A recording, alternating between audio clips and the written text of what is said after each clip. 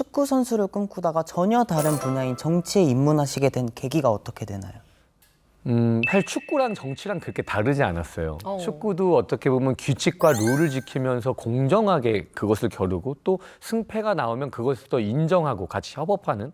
그다음 축구라는 게 단체 종목이었잖아요. 늘 개인보다는 공공의 팀의 승리와 이익을 위해서 이렇게 헌신하는 그런 것들이 있었었는데 네. 제 자란 지역이 수원의 율전동이었습니다. 네. 그래서 제가 사실 부상으로 은퇴했었어요. 너무 힘들었어요. 저도 프로축구를 꿈꿨고 꽤 유망했던 선수였는데 너무 속상하셨을 것 네. 같아요, 당시에는. 너무 좌절이 컸죠. 제가 전혀 생각지 못한 부상이 두세 번 연속 겹치면서 그때 지역 주민들이 참 많이 힘을 줬어요. 어. 우리가 최근에 본 그 폭삭 소가수다의 그런 지역 주민들이 이렇게 아픔을 이렇게 하나하나씩 작은 도움으로 위로하잖아요. 네. 제가 그 사랑을 참 많이 받았었어요. 참 잘해낼 거야. 뭐든 잘할 거야. 힘내. 그러니까 어느 순간 그렇게 지역의 사랑을 많이 받고 자라다 보니까 제가 받은 사랑을 지역과 지역 주민에게 돌려드려야 된다라는 사명감이 있었고 은퇴하는 시점에 청년 재능기부봉사단체를 만들었습니다. 네. 그래서 각종 경로잔치나 저소득 다문화 이런 재능기부 봉사를 하면서 그때 처음 이게 시민들의 조직된 힘으로 연대하고 뭔가 공공의 이익을 추구하는 것. 그럼에도 불구하고 정치라는 어떤 좀 확신을 가져서 첫 정치 참여를 하게 됐어요. 네. 젊은 정치가의 패기, 어마어마한 업적을 남겼다고 들었는데요. 2년 동안 800억 원이 넘는 예산을 증액하셨다고요. 와. 네, 이게 유례 없는 사실은 경기도 외에 최초의 사례인데 지금 여야 동수로 출발했습니다. 그러니까 여당과 야당이 동수라 한 명이라도 반대를 하면 절대 예산이고 입법이고 통과되지 못하는 구조예요. 문화체육관광위도 14분인데 7분 동일합니다. 네. 그럼에도 증액을 통과시켰다는 건 우리 맨날 정치를 보면 사실은 삿대질하고 싸우고 뭔가 대립하고 갈등하는 게 되게 이미지화되어 있는데 네. 저희는 제가 문화체육관광위원장으로 취임하자마자 문화체육관광당이라고 제가 소개를 했어요. 하나다. 네, 우리는 민주당도 국민의힘도 아니고 네. 도민을 위한 문화체육관광당이다. 그래서 가장 빠른 행정감사, 가장 빠른 예산심사. 그래서 여야 만장일치로 정말 도민에게 그때 코로나 이후에 너무 문화체육 관광이 산업 자체가 쪼그라들어 있었거든요. 네. 그런 향유도 되게 목말랐고 그래서 거의 1년에 400억이 넘는 이런 순증액을 발생시키면서 3년 동안 거의 900억 가까이 증액이 된 정말 지방의회 최초의 사례를 또 하나의 사례를 썼다. 그다음 자료화면 보내주시면 참 감사한데 우리 문화체육관광위원회는 여야가 마주보지 않고요. 네. 서로 교차해서 한 명씩 앉습니다. 위원장님의 뜻인가요? 네, 제가 어. 건의했어요. 네. 마주보게 되면 싸우잖아요. 근데 이렇게 옆에 있으면 바로 옆에서 뭐라고 못하잖아요.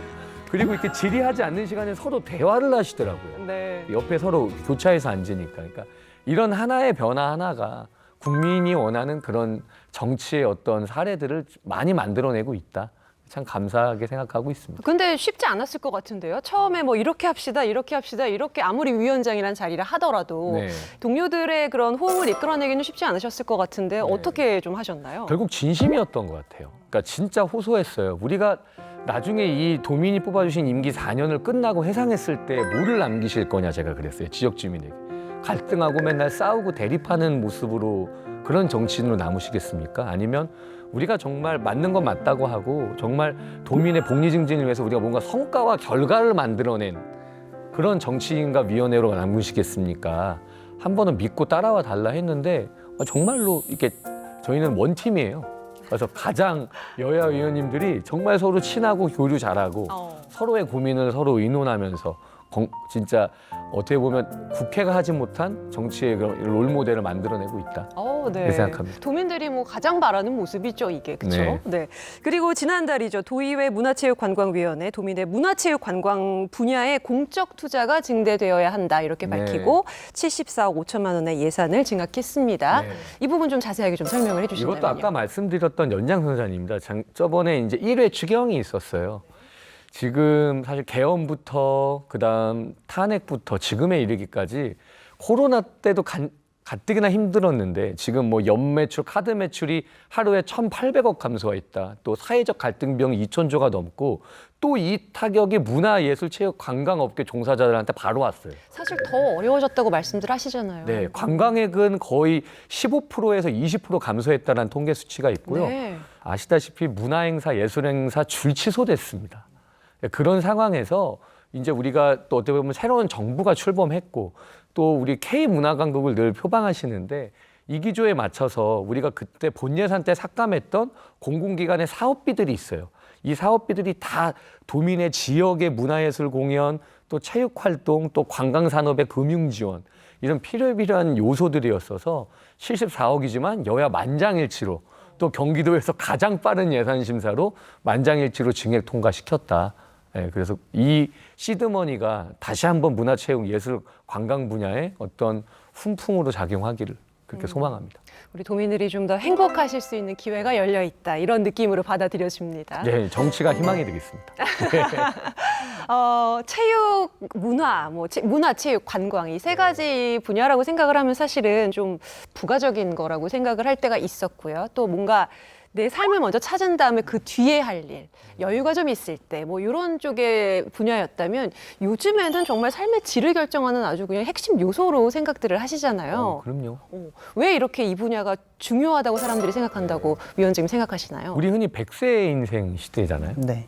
그러니까 건강하고 행복한 삶. 그러니까 이 어르신들 같은 경우에 이렇게 보통 건강하고 행복한 삶을 즐기려면 아까 공공체육시설 얘기하셨는데 네. 이제는 복지여야 돼요.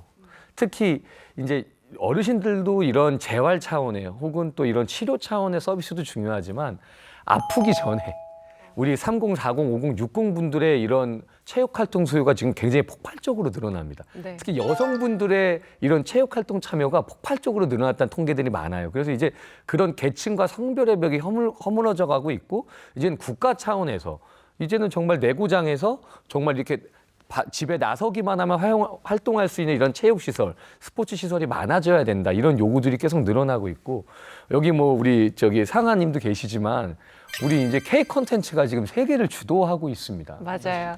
이제는 정부와 기업의 역할이 애매모호해졌지만 이제는 뭐 BTS서부터 노벨의 한강 한강 작가가 노벨상을 또 수상하기도 했고요. 그렇죠. 또 여러 가지 폭삭 속았수다가 전 세계는 울리기도 하고 오징어 게임이 히트를 치잖아요. 네. 여러 가지 한류의 역할을 경기도가 할 수 있게 모든 산업이 경기도가 4분의 1이에요, 대한민국. 네. 그러니까 진짜로 K 콘텐츠, K 한류를 경기도에서 저는 만들어야 된다. 그래서 아까 말씀드렸지만 삶의 질을 결정하는 데 있어서 이건 당당한 권리시다.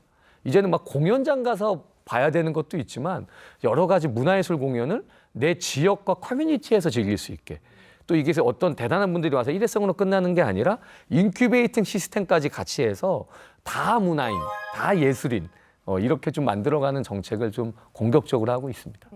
듣기만 해도 굉장히 행복해지네요.